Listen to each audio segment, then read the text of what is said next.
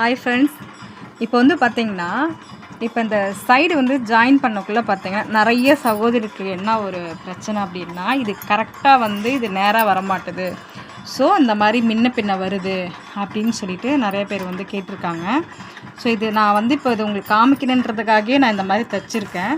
First வந்து இந்த மாதிரி பிரச்சனை வந்துச்சு அப்படின்னா, கை வந்து அட்டாச் பண்ணக்குள்ளே ரெண்டும் சரிசமமாக மடித்து இந்த இடத்துல வந்து அர்க்கர் பண்ணிவிட்டு கரெக்டாக ஷோல்டர்கிட்ட இந்த அர்க்கர் நம்ம ஏற்றுற மாதிரி நம்ம கையை ஃபஸ்ட்டு தைச்சிக்கணும்.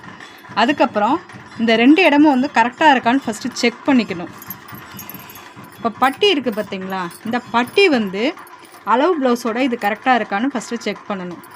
இதை வச்சு மடிச்சிருக்கோம் பார்த்திங்களா, இதுவுமே வந்து கரெக்டாக மடிச்சிருக்குமான்னு செக் பண்ணணும்.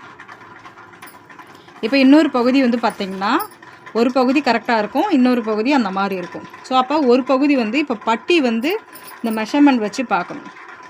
இப்படி வச்சு பார்த்தோம் அப்படின்னா ஒரு 1/4 இன்ச்சு டிஃப்ரெண்ட்டில் இந்த பட்டி வந்து பெருசாக இருக்குது.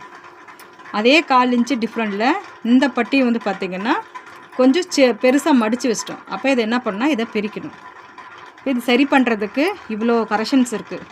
அதேமாதிரி இப்போ நம்ம கையை அட்டாச் பண்ணுறோன்னு வச்சுக்கோங்க, இந்த இடமும் பார்க்கணும். இந்த இடம் வந்து நீங்கள் இங்கே எவ்வளோ நீங்கள் வந்து ஜாயின் பண்ணியிருக்கீங்களோ அதே தான் இந்தாண்டியும் இருக்கணும்.